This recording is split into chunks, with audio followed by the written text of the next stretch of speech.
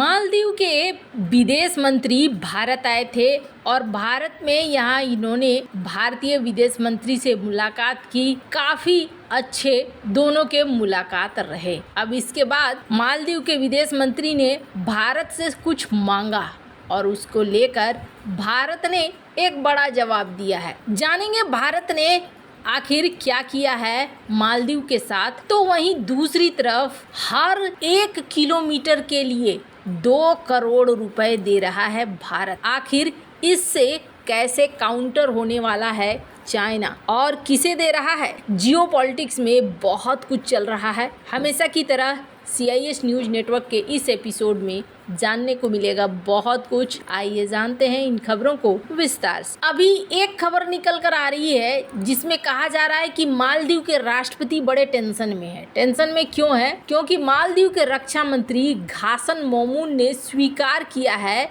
कि भारतीय सैनिकों के वापसी के बाद उनकी सेना के पास भारत द्वारा दान में दिए गए 3 विमानों को उड़ाने के लिए सक्षम पायलट नहीं है। मालदीव के राष्ट्रपति बड़बोले मुइजू की अपनों ने ही पोल खोलनी शुरू कर दी है। मालदीव के रक्षा मंत्री घासन मोमून ने स्वीकारा कि भारतीय सैनिकों की वापसी से मालदीव को काफी मुश्किलों का सामना करना पड़ रहा है। मालदीव के राष्ट्रपति मोहम्मद मुइजू के आदेश पर 76 भारतीय रक्षा कर्मी देश तो छोड़ चुके हैं, लेकिन अब 3 विमानों को उड़ाने के लिए सक्षम पायलट नहीं है हमारे पास। और ये उन्होंने एक संवाददाता सम्मेलन में कहा। उन्होंने कहा कि 2 हेलीकॉप्टर, 1 डॉर्नियर विमान संचालित करने के लिए मालदीव में तैनात भारतीय सैनिकों की वापसी और उनके स्थान पर असैनिकों के आने से जुड़े सवाल पर ये टिप्पणी की। एक पत्रकार के सवाल पर घासन ने कहा कि मालदीव राष्ट्रीय रक्षा बल के पास मालदीव का कोई सैन्य कर्मी नहीं है जो भारतीय सेना द्वारा दान में दिए गए 3 विमानों को संचालित कर सके। हालांकि कुछ सैनिकों को पिछली सरकार के समझौते के तहत उड़ान का प्रशिक्षण देना शुरू किया गया है। कहा जा रहा है कि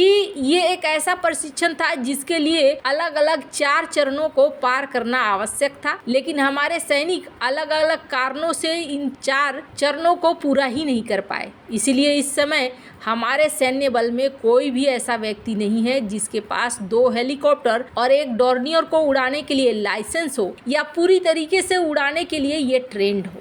चीन समर्थक नेता माने जाने वाले मुइजू ने 10 मई तक मालदीव में 3 विमानन प्लेटफॉर्म्स का संचालन करने वाले सभी भारतीय सैन्य कर्मियों को वापस भेजने पर जोर देने के बाद दोनों देशों के संबंध काफी गंभीर हो गए थे। फिर आपको देखने को मिला कि मालदीव की सरकार का सेनहिया सैन्य अस्पताल है, वहां पर भारतीय डॉक्टरों को हटाने से ये बच रहे हैं। इन्हें डर लग रहा है कि जैसे ये प्लेन उड़ाने के लिए सक्षम नहीं हो पा रहे हैं, वैसे ही अगर बीमार पड़े तो दिक्कतें होंगी। यहाँ तक कि सेना ने भी बगावत किया इस मामले में और कहा कि नहीं जी, डॉक्टर्स यहीं रहने चाहिए, बेचारे को अपने जान की पड़ी होगी। पर अब यहाँ पर एक टर्निंग पॉइंट आया है और ये टर्निंग पॉइंट बहुत सारे लोगों को अच्छा नहीं लगेगा, पर आपको बता दूं इसके पीछे एक बहुत बड़ा कारण है। जब मालदीव के विदेश मंत्री भारत आए थे तो अपने साथ 2 मांग लेकर आए थे और 2 रिक्वेस्ट लेकर आए थे। पहला रिक्वेस्ट था कि कर्ज लौटाने की जो तारीख है उसको आप बढ़ाइए, और दूसरा रिक्वेस्ट था कि आपने अपने बजट में हमारे लिए पैसे अनुदान के लिए रखे थे, आप हमें कुछ मदद कीजिए। अब आप में से बहुत सारे लोग सोचेंगे कि भारत ये मदद नहीं करेगा, भारत को करना भी नहीं चाहिए, पर मैं आपको बताऊंगी भारत को क्यों करना चाहिए और भारत ने क्यों किया ये मदद। भारत ने $50 मिलियन के फंड रिलीज करने का वादा किया है कि हाँ भाई, हम गुडविल के तहत आपको देने वाले हैं। स्क्रीन पर आप देख सकते हैं मूसा जमीर ने इसके लिए थैंक यू कहा है डॉक्टर एस जयशंकर को। और भारत ने कर्ज को लौटाने के लिए भी यहाँ पर जैसे ही ये ट्वीट आया, इस ट्वीट के नीचे अलग अलग तरह के कमेंट्स आने लगे। कुछ लोग ये कहने लगे कि भारत को ये पैसा देना ही नहीं चाहिए, तो कुछ लोग ये कहने लगे कि ये कैसा इंडिया आउट है कि आप भारत के पास पैसा मांगने के लिए जाते हैं, एक तरफ भारत को निकलने के लिए कहते हैं। अब इससे बहुत सारे लोग 2 तरफ जा रहे हैं, 2 तरह के विचार आ रही हैं। पर ऐसे ही हालात कुछ श्रीलंका के नहीं थे। श्रीलंका में भी जब राजपक्षे परिवार था तो राजपक्षे परिवार भारत को कोई भाव नहीं देता था, और चाइना की तरफ झुकता चला जाता था। पर क्या हुआ, आखिरकार राजपक्षे परिवार को देश छोड़कर भागना पड़ा। श्रीलंका के अंदर कुव्यवस्था फैल गई और भारत ने श्रीलंका की मदद की। लेकिन अब का भारत बदल चुका है। भारत ने श्रीलंका की मदद की तो आज की डेट में भारत ने मट्टाला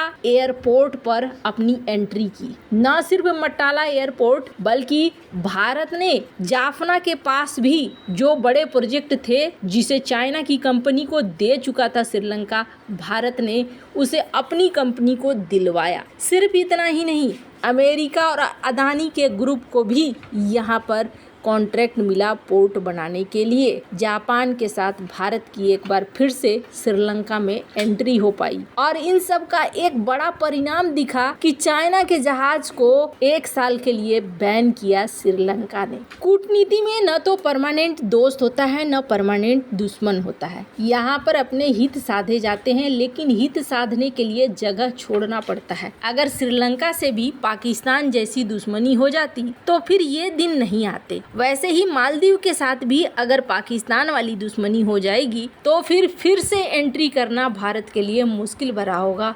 और मालदीव इस वक्त बहुत ही रणनीतिक है। और बात जहाँ तक है पैसे की, तो आज का भारत पैसे अगर लगाता है तो उस पैसे को सही तरीके से वसूलता भी है। ये देखने को मुझे श्रीलंका में जरूर मिला है। खैर, जहाँ एक तरफ ये सारा सीन हो रहा है तो वहीं दूसरी तरफ भारत ने चाइना को काउंटर करने के लिए एक जबरदस्त प्लान बनाया है और ये प्लान बहुत ज़्यादा महत्वपूर्ण है। हमने कई बार हाल के दिनों में सुना है कि चाइना अपना इंफ्रास्ट्रक्चर डेवलप कर रहा है, चाइना अपने गांव बना रहा है और ये गांव चाइना भारत के बॉर्डर वाले इलाकों में बना रहा है। अब भारत ने यहाँ फैसला किया है कि हर 1 किलोमीटर पर भारत सरकार 2 करोड़ रुपए खर्च करेगी चाइना के बॉर्डर पर। जितने गांव हैं उनको रोड कनेक्टिविटी करने के लिए, उनको विकसित करने के लिए, उन गांवों को बसाने के लिए। और ये एक बहुत बड़ा कदम है। फिलहाल के लिए सरकार ने पिछले 5 महीने में 113 रोड VBP के तहत अरुणाचल प्रदेश, उत्तराखंड, सिक्किम इन इलाकों को